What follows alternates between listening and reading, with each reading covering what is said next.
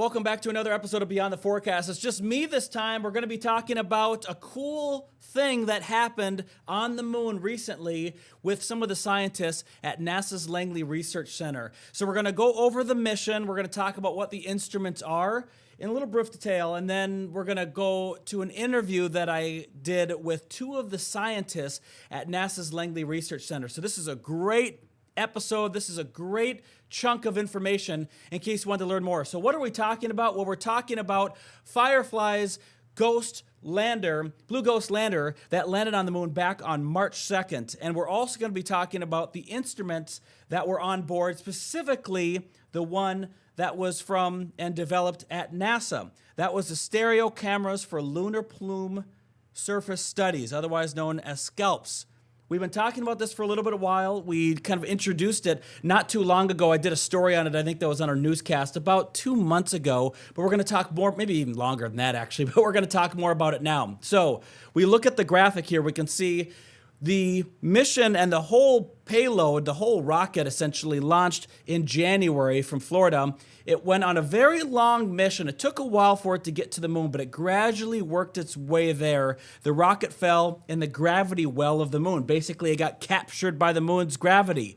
It got into that point, and then it slowly descended down and circularized and tightened up its orbit to land on the moon. So the point of the SCALPSS mission was not about the way there, it was all about the landing. We're trying to understand what's going on in the landing of this lander and what's going to happen to the plume of ejected regolith, dirt, dust, all that stuff. Regolith is the word we want to use, that's the correct term, but dirt, something that we're kind of used to here on Earth.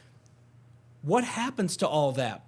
It's important to know what happens to that stuff, because if you're trying to set up a base on the moon, you need to know how far that stuff is blasted away.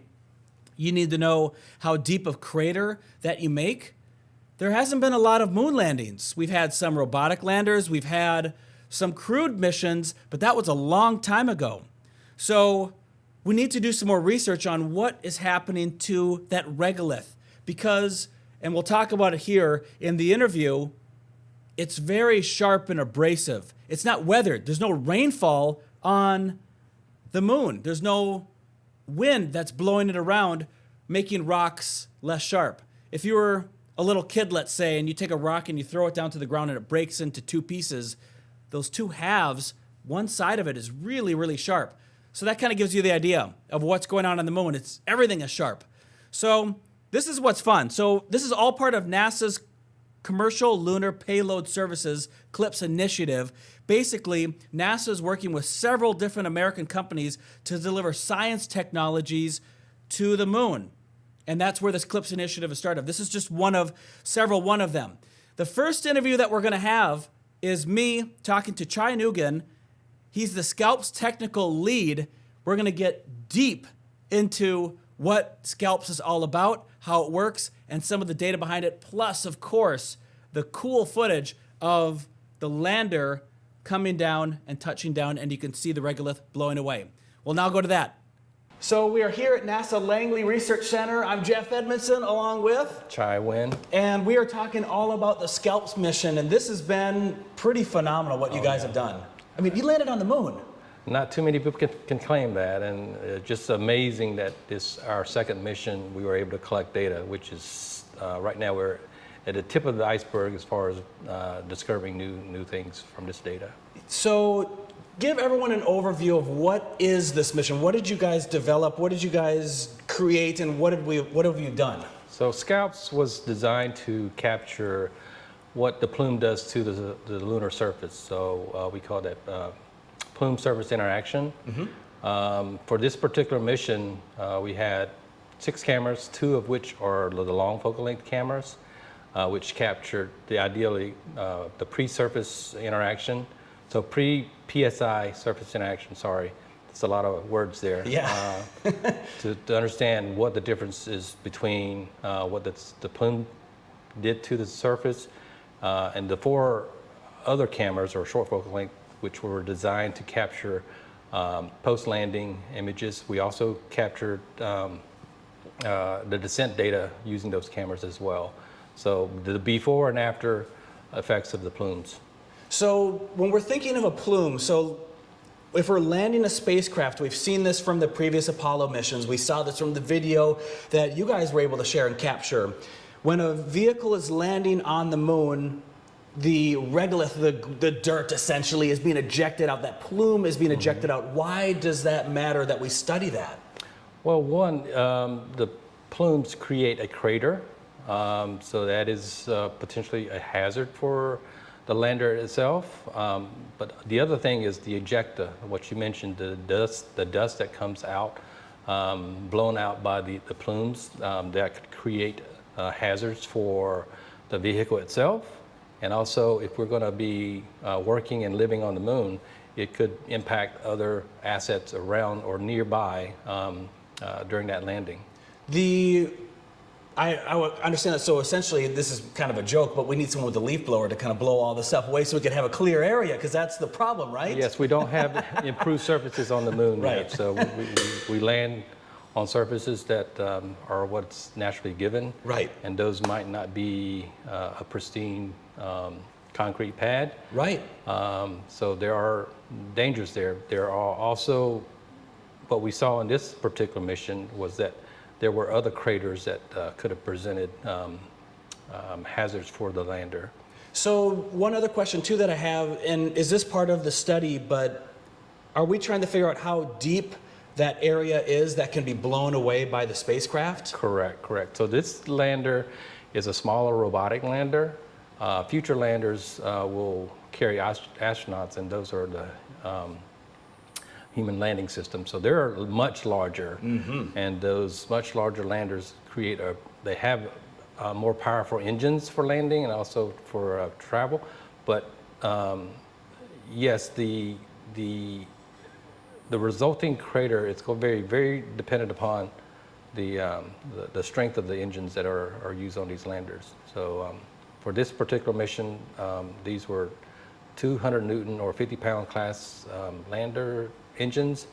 For this mission, they use 4 pairs of RCS thrusters. So they didn't use their main engine, but we were able to see the effects of those smaller engines on the surface. And then we captured this from what height down to the surface? When did this start? They turn on at 50, then they'll shut off at 5 meters. And then for the short focal length, 30 meters down to landing, we captured from 50 meters down to 1 meter. That's a lot of data to process. Yeah, it is a lot of data, yeah. And this is not just the only time that we're going to see a SCALPSS on a spacecraft. We saw one version, we saw this one, Yes. and then there's more that are coming, right? Yes, so we just delivered SCALPSS 1.x to Blue Origin last week, and that is a much larger lander. We were very excited to see what kind of craters or plume surface interaction that creates from that larger lander. So yeah. Where did the inspiration for this research come from? I blame Michelle Monk, who was the original PI. So entry, descent, and landing is a very important aspect of space exploration. You know, we can launch, we know pretty well how we do that and the effects of that, but the entry and descent on terrestrial bodies, the moon, Mars, is still needs to be better understood so we can safely land in the future. So she was the inspiration for the SCALPSS mission. Maybe you might have to refer to your science team on this. This is a question that I just thought of. Do you believe that there are, so we have an idea, a very, very early idea of how much plume and dust was ejected at that site. Do we think that that could be different in other spots on the moon? There could be more or less? That is some of the questions that we're trying to answer with these explorations and these sensors that we're moving, but we have an understanding of what the surface dust looks like, but we have discovered that the distribution of size is a little bit different from what we imagined in the first go around. So this data that we've gotten from SCALPSS 1.1, I think will be very very important to determining what models we need to change, what things we have to reconsider in this PSI regime. So we have the images, and we'll put the video up here now too, of the landing, which is amazing. What is going to improve with version 2 of SCALPSS, or 1.x that you mentioned? So version 2 of SCALPSS seeks to kind of consolidate some of the functionality, but also expand our ability to locate the cameras at further distance from the avionics box. So in addition, we're looking at higher resolution cameras. Okay. So get a finer resolution on the surface itself and the science behind that to anchor some of our computational fluid dynamics model, but our better understanding of what's happening on the surface. Okay. So 2.0 will also allow us to process the data or handle the data more quickly. So we're very excited to go with this next version. And also with PSI, there's other sensors that we're looking at to incorporate into the next version, like particle impact sensors. There's a radar that KSC is developing, so we can measure the ejector sheet and the velocity of those particles. And here at Langley, we're also working to develop the laser grid system to better understand that as well. So there's several ways that we can attack the ejector problem, but 2.0 will help to facilitate those instruments. And was the mission then only just that 50 meters down to the surface, or was there part of the mission that still mattered as darkness set on the moon? There were several other things that we had an opportunity to capture. You had mentioned the entire mission. During the transit to the lunar orbit, we were able to capture what they call an LOI, lunar orbit insertion burn, where the RCS engines fired. Okay. We captured that data. Our team is very excited, along with the Firefly team, to analyze and look at how useful that data was. So that was not a part of the mission. It was called an expanded mission opportunity, and we took advantage of that. The other expanded mission opportunity was to see how our cameras were able to capture the scene into the lunar sunset. And we're still looking at that data, but certainly very interesting preliminary findings thus far. We'll put those images up too. I'm sure you probably, maybe everyone on the team, I don't know, but everyone on the team has a giant print of that image hanging up in their house of the lunar sunset. I mean, come on. It's still fresh yet. I mean, we're just about a month into the overall mission. Yeah. Right now, we're on Lunar Day 2, which the overall mission is trying to wake up the lander. Right. And we're preparing, if the lander wakes up, to capture additional images. But yeah, it's still very fresh. It's hard to believe it's only been at least a couple of weeks until the end of the last lunar day. But yeah. Interesting. But like I said earlier, we're just looking at the tip of the iceberg as far as the utility of this data. Science team is very excited. We've got a plan to attack this data and kind of prioritize which needs to come out first, because I believe in my whole heart that this is generations to come. I mean, research coming out of this data set is going to be phenomenal. I'm excited to see that. I think we're going to talk to someone from the science team next. Yeah. So I think that's what we're going to do next. So stay tuned. We'll have more coming up. So I hope you learned something from the first interview. That was a great discussion, because I tried to make it so you could get some more information about what is going on with this version 2 that's coming online eventually too. So this is not going to be something that we just see one and done. This is going to be something that we see with several different missions into the future. And at least if we don't even get several different ones, we learn a lot from this one. We learn a lot from the next one. and we can use that information because there's no smooth cement landing pad on the moon. It's pretty rough. It's like landing anywhere on the moon. There's regolith, there's stuff that's going to be blown around. So that was the technical lead, but now we're going to get more into the science of it, and this is what's fascinating, how much data they were able to capture and how many images there are to go through. Even though we have some of the initial footage, this is just beginning. So let's now go to my talk with Paul Danahy. He's part of the SCALPSS science team. Welcome back, everyone. We're down in the hallway on level 3 in this facility. You've been taking me all over the place here, but Paul, thank you for joining us. Thank you for joining me. Thank you. You're with the SCALPSS team. What is this? What are we standing in front of? So we're standing in front of a crater that we had some summer students make that simulates the kind of, roughly the kind of diameter and the depth of a crater that would be generated by a small lunar lander landing on the moon. Okay.